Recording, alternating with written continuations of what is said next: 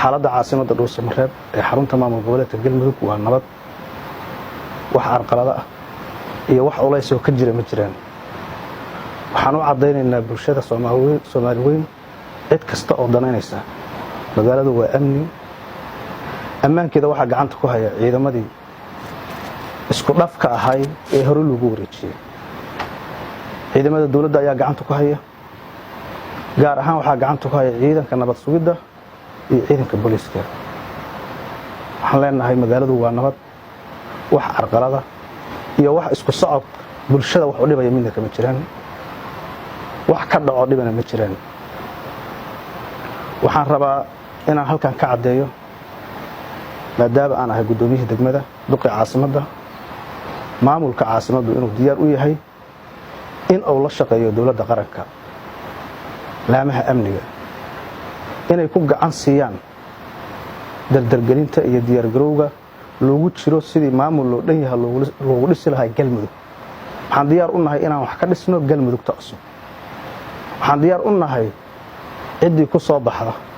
oo Galmudug ay doortaan oo dawladdu goobjoog ka ahaato inaan si garab istaagno lana shaqeyno wax badan baa halkan joognay Galmudug oo kala qaybsan baan joognay Galmudug oo isku timid baan joognay Galmudug oo mar dambe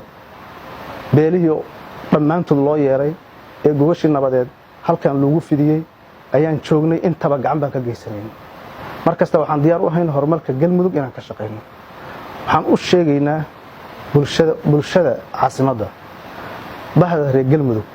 dhammaan inay gacan ka geystaan sidii Galmudug kala qoqobka iyo kala istaaga ay uga gudbi lahaayeen maamul cusub oo loo dhan yahay oo dhameystiran sidii ra'iisul wasaare Xasan Cali Khayre oo ugu baaqay inaan u wada qaadano una istaagno dawladda federaalka waxaan ka rabnaa meeshan maamulkii ka jiray iyo awoodii ka jirtay iyo askartii ka jirtay wax walba oo dhan ayaga lagu wareejiyay Galmudug cusub oo loo dhan yahay oo dhameystiran inaan noo dhisano waxaan ugu baaqayaa cid kasta oo awood ku leh oo arrin ku leh dhismaha Galmudug loo dhan yahay inay maantay inta dhiman lagu dhameeyo tanaasul isku tashi iyo wax isla toosin waxaan leenahay caasimaddu maamudna iyo bulshadeedu in xabad laga korrido mana aqbalayo horena waa u sheegnay haddana waa sheegaynaa cid u soo wadatana ma ogin laakiin waxa la balaayadu daba la qabto malaha gafuur la qabtay leedahay waan ka hor dhacaynaa waan sheegaynaa xabad in laga ridana xal ma ahan annaguna ma aqbalayno anoo ku hadlaya afka bulshada caasimadda gaar ahaan madaxda qaranka waxaan leenahay hore u socda hawshiina wata garbihiina nahay shacabku waa idin la shaqeynayaa laamaha amniga waa la shaqeynaynaa adunkuna dhammaystira heshiiskii iyo hogaankii fiicnaayo halka aad ku timaadeen ilaahay idinkiis maadaama madaxda Soomaaliya aad tihiin meel ka sokaysa ma idin maleyn hore u ambaqaada ayaan idin leenahay howlaha degmada dad baa waxay qorayaan baraha bulshada waxbaan waxaan sheegaynaa degmadu waxay shaqo bilowdaa halka saac nuska saac ilaa 12 laga gaaro ummadda shaqada bulshada waa loo hayaa shaqa maalmeedkeena sidii bay u socotaa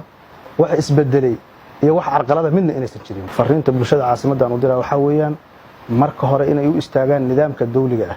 ama midka isteedka loo dhisaa ha noqdo ama midka qaranka oo la gacan siiyo ha noqoto fariinta labaad u diraa waxa weeyaan sidii hore u gacan siin jireen laamaha amniga inay bulshadu kala shaqeeydo amnigu soo u sugnaan lahaay cadawgeeduna waa al-shabaab baa leenahay cadow kale ma leh